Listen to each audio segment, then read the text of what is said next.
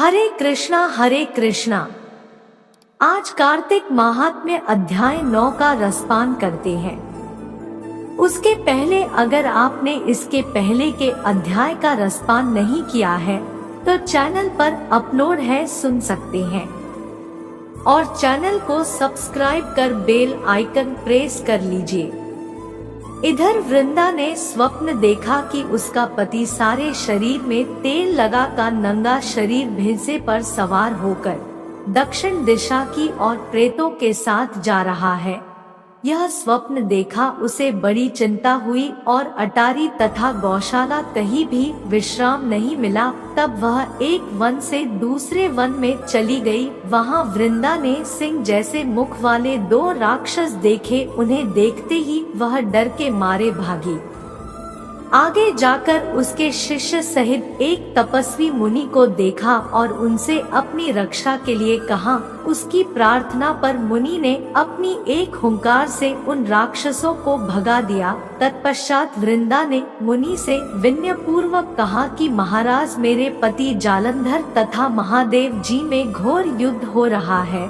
उसमें किसकी विजय होगी, कृपा करके बताइए, क्योंकि आप सर्वज्ञ हैं। यह सुनकर मुनि ने ऊपर को देखा। उसी समय 2 बंदरों ने आकर मुनि को प्रणाम किया और मुनि के संकेत पर वे दोनों बंदर वहां से चले गए। फिर थोड़ी देर बाद वे दोनों आकाश की ओर से आए और उन्होंने वहां जालंधर दैत्य का सिर और धड़ लेकर फेंक दिया। वृंदा अपने पति के मृत शरीर को देखकर बहुत दुखी हुई और रोने लगी। तत्पश्चात मूर्छित होकर पृथ्वी पर गिर पड़ी। मुनि ने अपने कमंडलू से उस पर जल छिड़का तो उसे चैतन्यता आई। तब वह पुनः विलाप करती हुई मुनि से बोली कि महाराज, जिसने देव, गंधर्व और विष्णु सहित तीनों लोगों को जीत लिया, वह शिव के हाथ से कैसे मारा गया? हे मुने, आप बड़े सामर्थ्यवान हैं।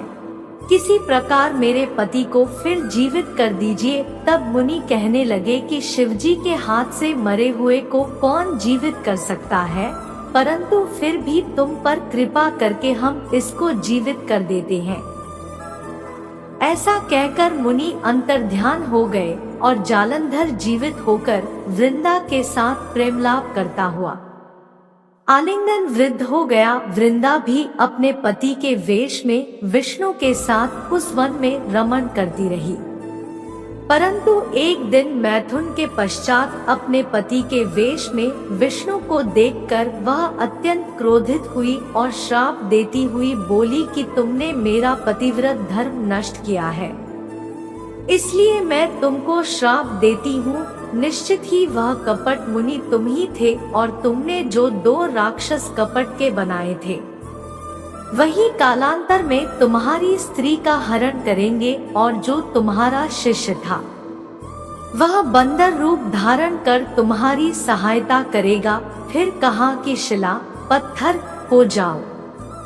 नारद जी कहने लगे कि हे राजा पृथु, भगवान कृष्ण ने देवताओं तथा आपने भक्तों के कार्य के लिए पतिव्रता वृंदा का यद्यपि शील हर लिया, परंतु वे मन ही मन अत्यंत दुखी हुए और बोले, हे वृंदे, मैंने तुम्हारे श्राप को ग्रहण किया। आत्म में अवश्य शिला रूप में हो जाऊंगा, परंतु तुम भी वृक्ष रूप होकर मुझको मिलोगी। उसी समय वृंदा अपने पति के चरणों का ध्यान करके करके विष्णु के मना करने पर भी अग्नि में प्रवेश कर गई। नारद जी कहते हैं, हे राजा पृथु, इधर शिवजी बड़े भयंकर वेग से राक्षसों को मारने लगे। शिवजी की इस तीक्ष्ण बाण वर्षा के आगे शुंभ और निशुंभ भी न ठहर सके और वह युद्ध से भाग खड़े हुए। तब शिवजी ने उनको श्राप दिया, क्योंकि तुम युद्ध क्षेत्र से भाग गए हो, इसलिए पार्वती के हाथ से मारे जाओगे।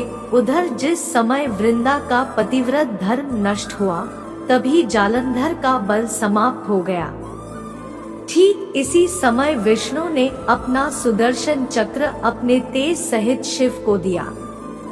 फिर शिवजी ने अपना ऋषियों के तप का पतिव्रता स्त्रियों का तथा ब्रह्मा जी का तेज उसमें जोड़कर जालंधर दैत्य पर छोड़ दिया, जिससे उसका सिर कटकर भूमि पर गिर गया। सिर और धड़ अलग होते ही जालंधर का तेज उसके शरीर से निकल श्री शिवजी में तथा वृंदा का तेज श्री पार्वती जी में समा गया।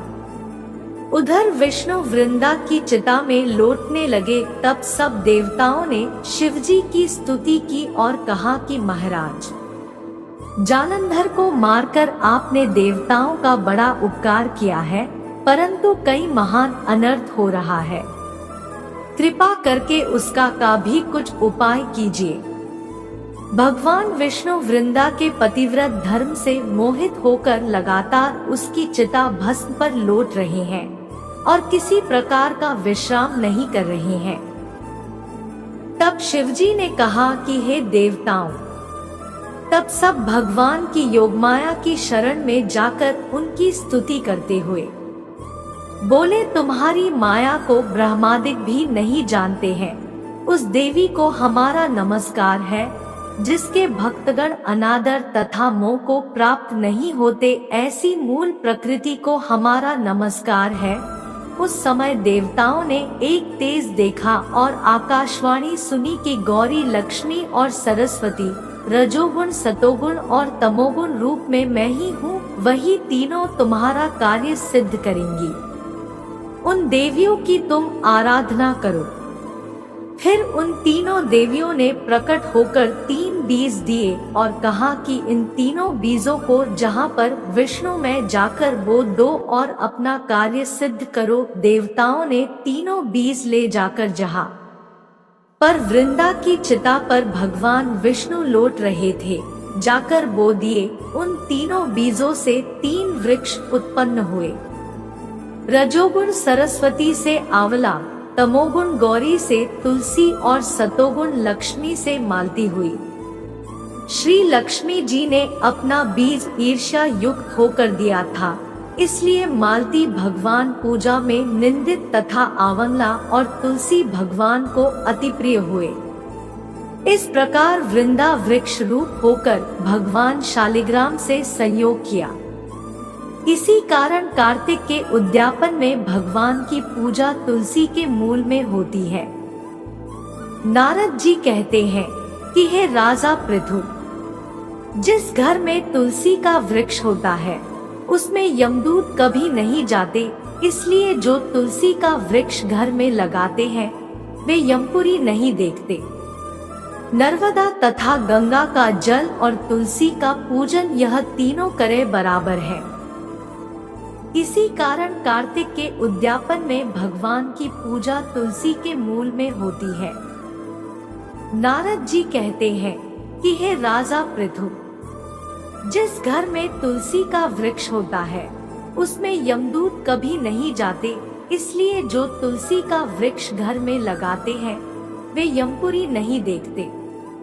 नर्मदा तथा गंगा का जल और तुलसी का पूजन, यह तीनों करे बराबर है।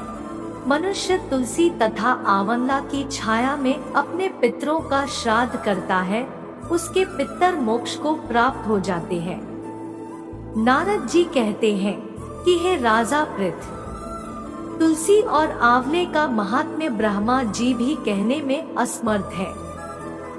जो कोई इस कथा को पढ़ता अथवा सुनता है वह भी मोक्ष को प्राप्त हो जाता है। ऋतिक मास महात्म्य अध्याय 9 समाप्त। हरे कृष्णा। दोस्तों, आगे अध्याय व धार्मिक ज्ञानवर्धक जानकारी पाने के लिए चैनल को सब्सक्राइब कर बेल आइकन प्रेस कर लीजिए।